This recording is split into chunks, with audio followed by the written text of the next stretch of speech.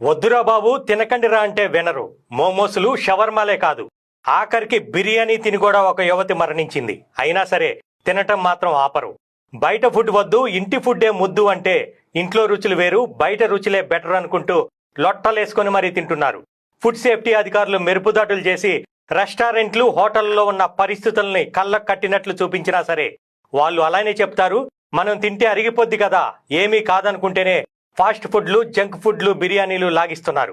15 రోజుల క్రితం Secunderabad లోతుకుంటలోని grill house లో షవర్మా తిని పలువురు అస్వస్థకు గురి కావడంతో యాజమాన్యం దానిని మూసివేసింది. 3 రోజుల క్రితమే ఆ గ్రిల్ హౌస్ ని తెరిచి షవర్మా విక్రయాలను ప్రారంభించారు. అక్కడ షవర్మా తిని పలువురు ఆసుపత్రి పాలయ్యారన్న విషయం తెలిసి కూడా మళ్లీ అక్కడ షవర్మానే తినేందుకు ఎగబడ్డారు. ఫలితంగా 4 వ్యక్తులకు ఫుడ్ పాయిజన్ అయింది. వాంతులు, విరేచనాలతో ఆసుపత్రి పాలయ్యారు. వారిలో 2 పరిస్థితి విషమంగా ఉన్నట్లు వైద్యులు తెలిపారు. ఇప్పటికైనా ఆ గ్రిల్ హౌస్ పై చర్యలు తీసుకోవాలని, మళ్లీ తెరిచే అవకాశం లేకుండా గ్రిల్ హౌస్ ని సీజ్ చేయాలని స్థానికులు డిమాండ్ చేస్తున్నారు.